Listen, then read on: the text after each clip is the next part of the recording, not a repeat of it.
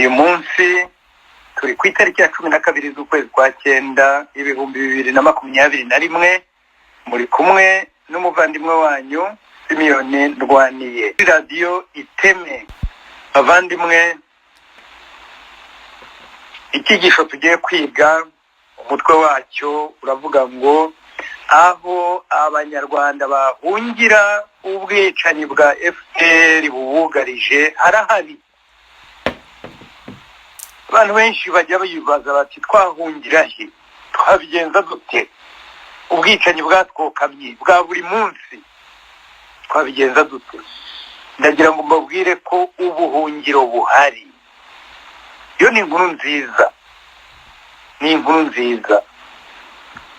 Ubuhungiro burahari, aho abanyarwanda bahungira ubwicanyi bwa FPR harahari. Burya tuzira kutamenya. Ubwicanyi bwa FPR ni icyorezo cyugarije abanyarwanda b'ingeri zose. Yesu ati nimuze, ngwino mbaho uburuhukiro, nimuze mwese abarushye n'abaremerewe mbahe aho muruhukira, mbahe uburuhukiro. Murarushye nimuze, dore aho babahereye, nimuze. Come. Abandimwe,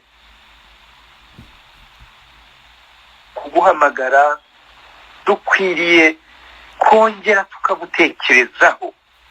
Yesu Kristo arahamagara abanyarwanda n'abanyarwandakazi. Yesu Kristo araduhamagara ati nimuze. Ukuguhamagara, ukukurarika kwa Yesu Kristo si uko kwinjiza abantu muri porogaramu cyangwa se muri sisitemu. Reka da. Ukuguhamagara kwa Yesu Kristo ati nimuze si uguhamagarira abantu kwinjira mu idini iyo ari yo yose. Ukuguhamagara si ukugira ngo uyoboke abayobozi cyangwa se abategetsi abari bo bose, habe na gato.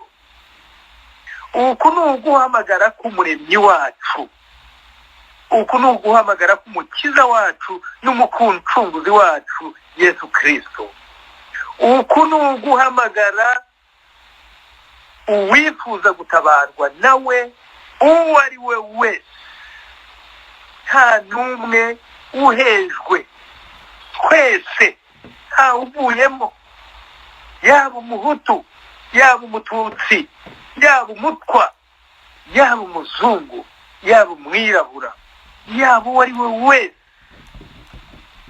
yaba ufite amagara mazima, yaba ikimuga, yaba umurwayi, yaba umuzima, yaba uwo ari we wese, nimuze, ngwino, ntawuhejwe.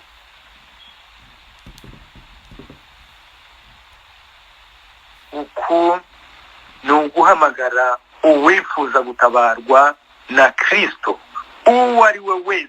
Kristo niwe wenyine utabara, Kristo niwe wenyine utanga ubuhungiro. Tubyumve bavandimwe, mubyumve.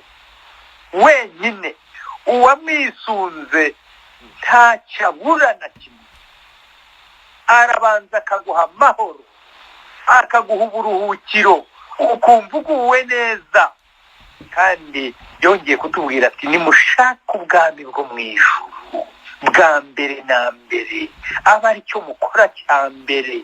Mushake Imana bwa mbere, ibindi byose nimumara kubona ubwo buruhukiro, nimumara kubona Yesu Kristo muri mwe, nimumara kubona umwuka wera muri mwe, nimumara kwegera Imana, ibindi byose muzabyongererwa byose.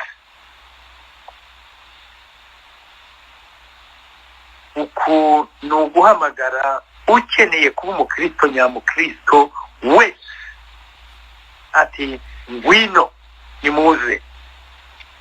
Abandimwe, ubukristo nyabukristo ni isano ufitanye na Kristo, ni isano ufitanye na Kristo. Ubwo ni bwo bukristo. Ntabwo ari ukwicara hasi ngo urebe ko ngo ujye wiyanaliza buri munsi urebe ko wakomeje amategeko y'Imana 10. No, ntabwo ari bwo bukristo, habe na gato. ntabwo ari ukuba membre w'idini cyangwa se church iyo ari yo yose. habe na gato. Ubukristo ntabwo ari ukugerageza amanywa nijoro wisuzuma ubutarangiza ngo urebe ko wakomeje amategeko y'Imana 10, habe na gato.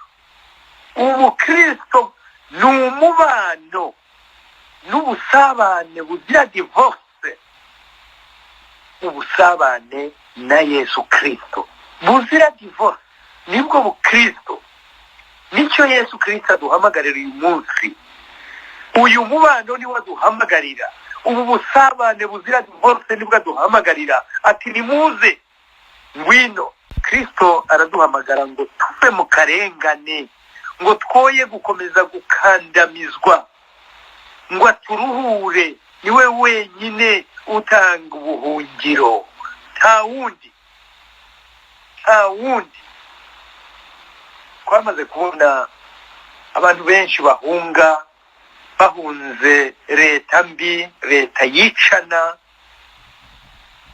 No mu Banyarwanda babayemo kuva kera, ari abahunze kera, ari n'abahunze ubu ngubu.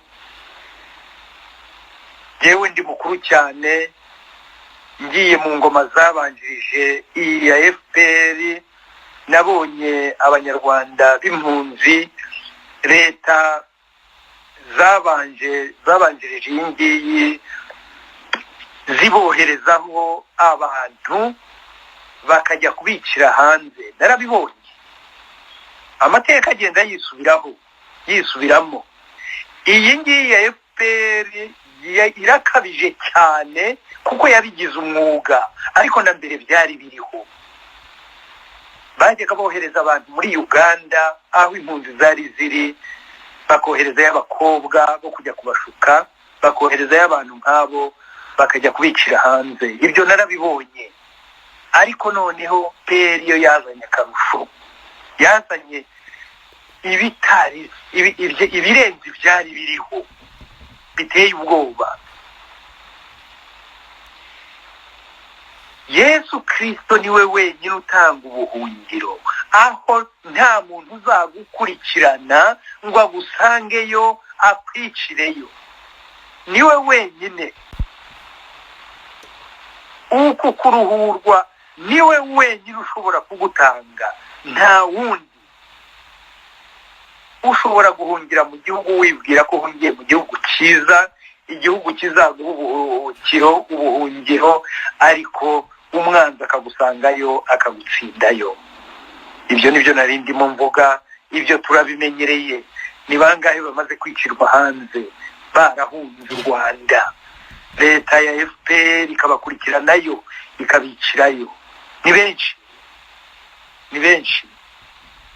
Ubwo ntitubaze abo yicira mu gihugu, ariko nabo yicira hanze.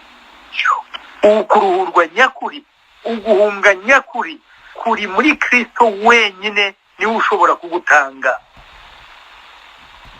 Ntabwo ari ibyo ukorera cyangwa utangaho ikiguzi, ahubwo ni ubuntu, ubibona ku buntu. Yesu Kristo niwe wenyine ushobora kudukuraho imitwaro ituremereye. Yesu Kristo wenyine niwe ushobora kubohora ababoshye. Niwe wenyine ushobora guhumuriza abihebye. Kandi invitation ye igera kuri bose, nta waheza, nta n'umwe aheza. Yesu Kristo ati, mwese abarushye n'abaremerewe, mwese abarengana, mwese abahigwa,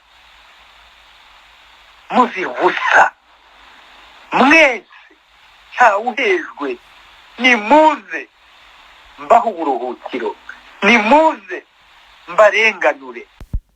Yo kwicwa na leta yakabarengeye ikabica, yo kiyakababaro katagira ingano, kabawe barengana, k'abantu bicwa bazira ubusa buri munsi.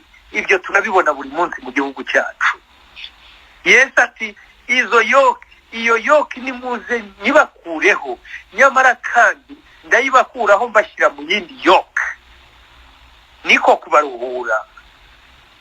ni byiza rero ko tumenya diferanse cyangwa se itandukaniro riri hagati ya yoke ya mbere turimo yo kwitwa n'abo bategetsi b'ibihugu buri munsi, kugira ngo twumve itandukaniro riri hagati y'iyo yoke na yoke ya Kristo. Yesu Kristo aratuvana muri iyo yoke yatujahaje atujyana munsi ya yoke ye. Itandukaniro se ni irihe? Itandukaniro turibona mu magambo akurikiyeho nanone. Amagambo akurikiyeho yaravuze ati munyigireho.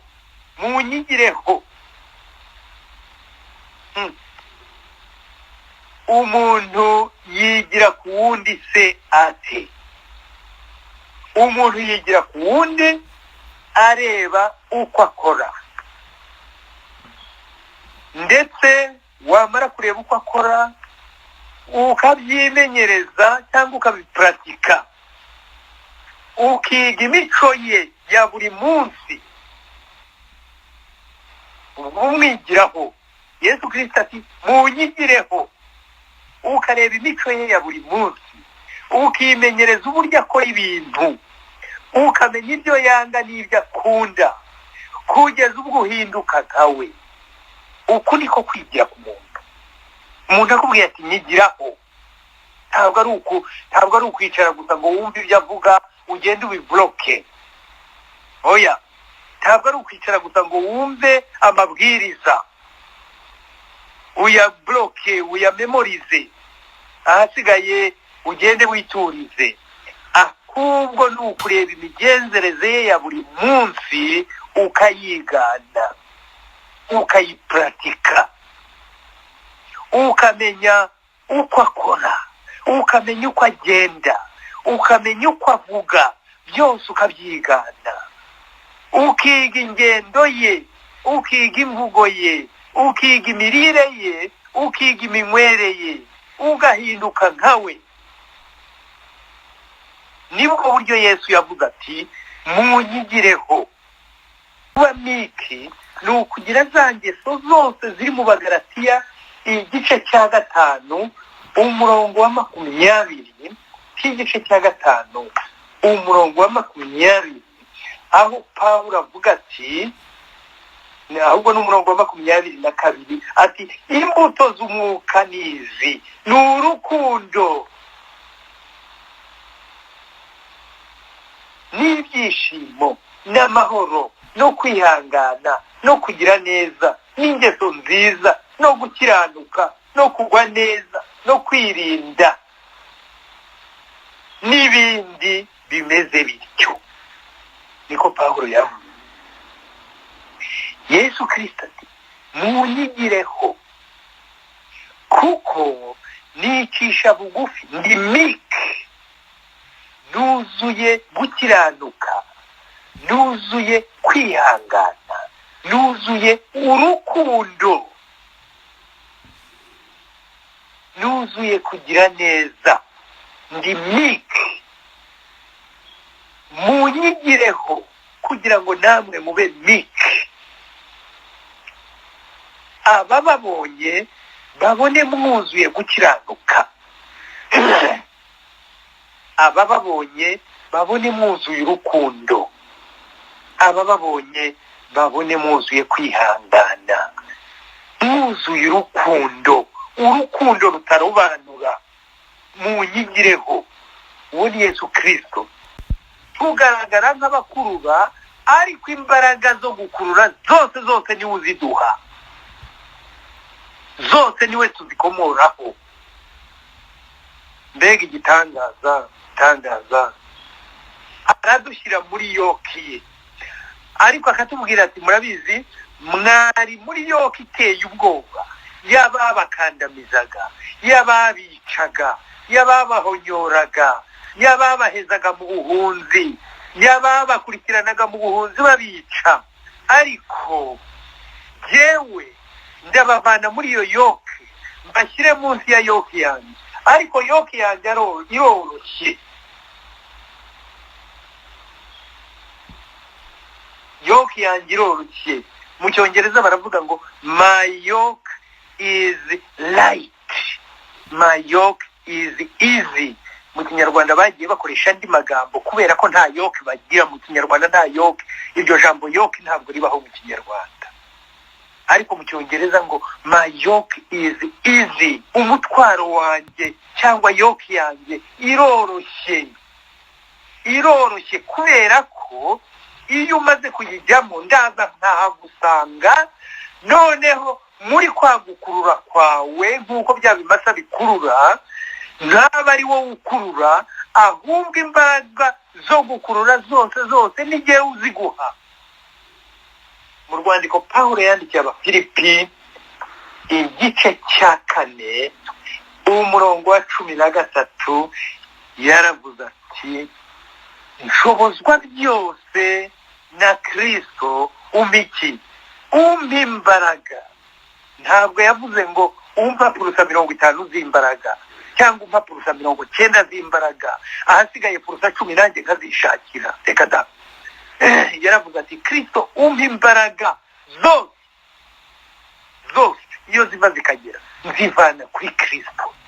Imana idufashe abavandimwe, iduhe kwakira Yesu. Niwe wenyine utanga ubuhunzi, niwe wenyine utanga uburuhukiro, kandi yarabidusezeraniye, kandi ntabeshya. Ibindi byose ngo tuzabyongererwa. Haleluya. Reka dusenge. Mana yacu, urakoze cyane, urakoze ko uduhaye uburuhukiro, kandi warabuduhaye. Urakoze ko uduhaye inzira yo kugusanga, ukaduha inzira kuba nkawe yo kukwigiraho, ukaduha inzira yo kujya munsi ya yoke yawe, kandi ukaduha ya masezerano y'uko yoke uzayidukorera, uzayidukururira, uzayitwuzuriza. Tugushimiye amasezerano yawe y'uko uzatubera byose.